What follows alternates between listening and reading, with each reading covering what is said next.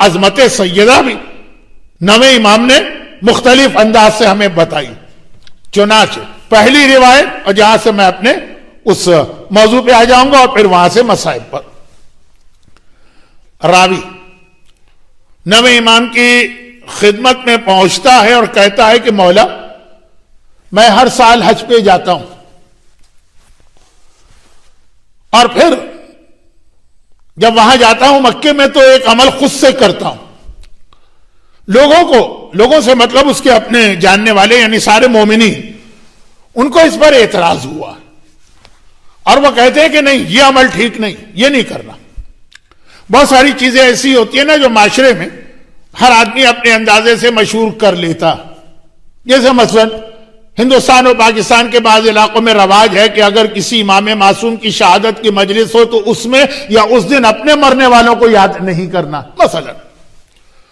تو ایسے بہت سارے ہر جگہ کے اپنا ایک سسٹم ہوتا ہے.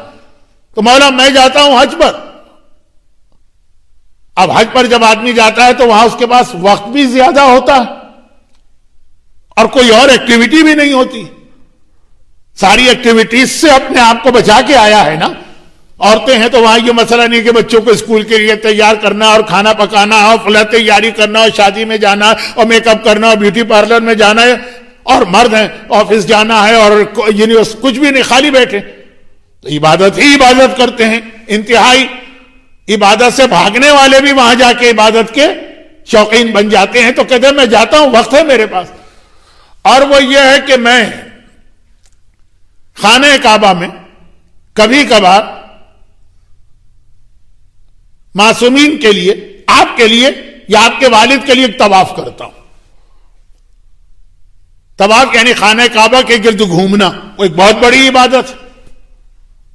بلکہ تقریباً سارے شیعہ علماء کا نظریہ ہے تقریباً کہ مکہ مکرمہ میں سنت نماز سے زیادہ ثواب سنت طواف کا. اللہ کبھی آپ کو لے کے جائے. ہم تو جانے کے بعد اس سال محروم ہے تو دل تڑپ رہا. تو جو نہیں گئے ہیں ان کو اتنا اندازہ نہیں ہے، لیکن ایک بار چلے جائیے تو آپ کو وہاں پہ وہ لطف و مزہ آئے گا کہ دنیا کے سارے مزے اس کے آگے ہیچ ہے. پھر نہ کبھی آپ ڈزنی لینڈ جانے کی بات کریں گے، نہ سوئٹزرلینڈ جانے کی بات کریں گے، نہ سنگاپور جانے کی بات کریں گے. مکہ خانہ کعبہ طواف، کیونکہ کل ہی آپ یا آج ہی چند گھنٹے پہلے عید دعو الارض منا کے بیٹھے. عید دعو الارض مکے کی عظمت کی عید. تو میں طواف کرتا ہوں آپ کے طرف سے یا آپ کے والد کی طرف سے. لوگوں نے کہا یہ کیا غضب کرتے ہو، امام معصوم کے لیے طواف کر رہے. تو مولا میں نے سوچا آپ ہی سے پوچھوں. امام نے فرمایا تو بالکل ٹھیک کرتے ہو، اور جو کر رہے اس طریقے کو جاری رکھو. ختم ہو گئی بات.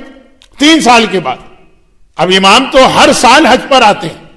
دوران حج یعنی حج کے لیے جب آپ جاتے ہیں تو جو اسٹے آپ کرتے ہیں اس میں ایک اہم ترین عبادت ہے خانہ کعبہ کا طواف. یہ طواف جو حج کا حصہ نہیں ہوتا یہ آپ کسی کو بھی گفٹ کر سکتے ہیں. جیسے آپ قرآن پڑھتے ہیں، آپ نے کہا یہ میں نے پارا پڑھا اس کا ثواب فلاں کے لیے. جیسے آپ نماز وحشت قبر پڑھتے ہیں، آپ نے کہا اس کا ثواب فلاں کے لیے. جیسے آپ نے سورہ فاتحہ پڑھا، آپ نے کہا اس کا ثواب فلاں کے لیے. لیکن اب آپ بتائیے کہ اگر ہمارے یہاں کوئی یہ اعلان کرے کہ ایک سورہ فاتحہ پڑھیے آپ چھٹے امام کے لیے، تو دل تو قبول نہیں کرے گا نا، دماغ تو قبول نہیں کرے گا نا. یہی راوی کو اس کے دوستوں نے کہا کہ طواف جیسے فاتحہ، جیسے نماز وحشت، جیسے قرآن عبادت ہے نا، طواف بھی ایک عبادت، تم امام کے لیے طواف کر رہے ہو. تو امام نے کہا نہیں بالکل صحیح کر رہے. ختم بات. 3 سال بعد پھر اس کی ملاقات حج میں ہی نویں امام سے ہوئی. اس نے کہا مولا وہ آپ نے 3 سال پہلے مجھے بتایا تھا کہ آپ لوگوں کی طرف سے میں طواف کر سکتا ہوں. اب اس میں کچھ اضافہ میں نے خود کر لیا ہے، لیکن ڈر رہا ہوں کہ کہیں غلط نہ ہو. یہ جذبہ ہمارے یہاں ہر مومن اور مومنہ میں پیدا ہو جائے کہ اسلام میں کوئی نئی چیز ایڈ کرنے سے پہلے جا کے کنفرم کر لیں کہ یہ جائز ہے کہ جائز نہیں. یہ آج سب سے بڑا پرابلم یہی ہے کہ ہر آدمی جو اس کے دل میں آتا ہے اس کو اسلام سمجھ کے اسلام میں ایڈ کرتا چلا جاتا. بعض اوقات کوئی چیز آپ کو اچھی بھی لگے، ہو سکتا ہے کہ اللہ کو اچھی نہ لگے، کوئی چیز آپ کو بری لگے، آپ اس کو اسلام میں سے ڈیلیٹ کر دیں، جیسے اس کے دوستوں نے کہا یہ طواف ڈیلیٹ کر دو، اور پتہ چلے وہی امام کو پسند ہے۔ تو خیر، اب یہ بات اسی جملے کو بڑھا کے پوری مجلس الگ سے بنا سکتا ہوں، لیکن وقت نہیں۔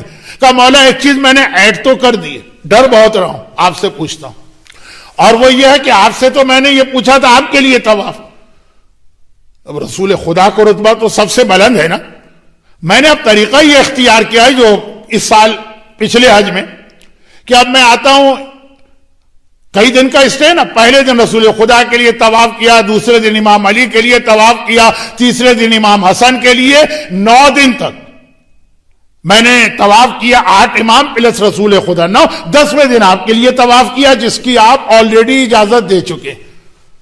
لیکن اب یہ جو میں نے رسول خدا اور امام علی کے لیے طواف کیا 8-9 دن تک، یہ روزانہ ہر 10 دن میرا یہ سٹائل، پھر 10 دن کے بعد دوبارہ سلسلہ شروع۔ امام نے کہا بالکل ٹھیک کرتے ہو، جو تم کر رہے ہو بالکل ٹھیک کرتے ہو۔ کہا میں اس لیے ان کے لیے طواف کرتا ہوں کہ میں نے جو دین اسلام لیا وہ ان کی ولایت والا لیا۔ نویں امام نے کہا تو نے وہی دین لیا ہے جو اللہ نے اپنے بندوں کے لیے منتخب کیا ہے، جو بغیر ولایت کے ہے ہی نہیں۔ اب یہاں سے ولایت سلسلہ حدیث ہے، سلسلہ تو ذہب میں ولایت کا پیغام، لیکن باتیں بہت زیادہ ہو جائیں گی، میں نویں امام پر ہوں۔ کہا بالکل ٹھیک کرتے ہو۔ راوی نے کہا مولا ڈرتے ڈرتے ایک بات اور پوچھ لوں، بات سوال بھی ایسے ہوتے ہیں نا کہ آدمی پوچھنا بھی چاہتا ہے، ڈر بھی لگ رہا ہے۔ آپ کی دادی فاطمہ زہرا عصمت و طہارت کی عظیم منزل، کبھی کبھار میں ان کے لیے بھی طواف کر لیتا ہوں، لیکن ایک ڈر و خوف تو ہوتا ہے نا۔ ایسی معصومہ عالم کے لیے مجھ جیسا گناہگار طواف کرے؟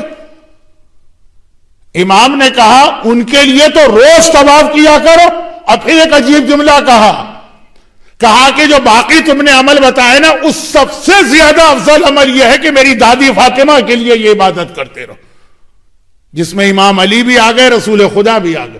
کہا یہ جتنا عمل تم کرتے ان سب سے زیادہ میری دادی فاطمہ زہرا وہ حق رکھتی ہیں، اور یہ ان سب سے بڑی عبادت یہ ہوگی۔ ادھر مصائب زہرا پہ آنسو بہانے والا خالی آنسو بہانا نہیں، انتقام کا جذبہ رکھنے والا وہ ہمارا نواں امام ہے۔ ادھر عظمت سیدہ اور فضائل سیدہ کو بیان کرنے والا یہ ہمارا نواں امام۔ لیکن مصائب سیدہ کے حوالے سے ایک جملہ میں اس لیے کہہ دوں کہ آخر مجلس میں تھوڑا سا اس کو آگے بڑھانا ہے، تو بات ابھی آپ کے سامنے تمہید یہاں پہ آ جائے۔ نویں امام نے فرمایا میرا دل چاہتا کہ اپنی دادی پہ ظلم کرنے والوں سے انتقام لوں، انہیں ان کی قبروں سے نکالوں، قبروں سے نکال کے سزا دے کے سمندر میں غرق کر دوں، لیکن پھر یہ انتقام لیا کیوں نہیں؟ کیا نویں امام معاذ اللہ طاقت نہیں رکھتے؟ کیا جو امام زمانہ انتقام لیں گے وہی ساری طاقتیں نویں امام کے پاس نہیں تھی؟ جذبہ ظاہر کیا لیکن انتقام نہیں لیا، بتا دیا کہ ہمارے یہاں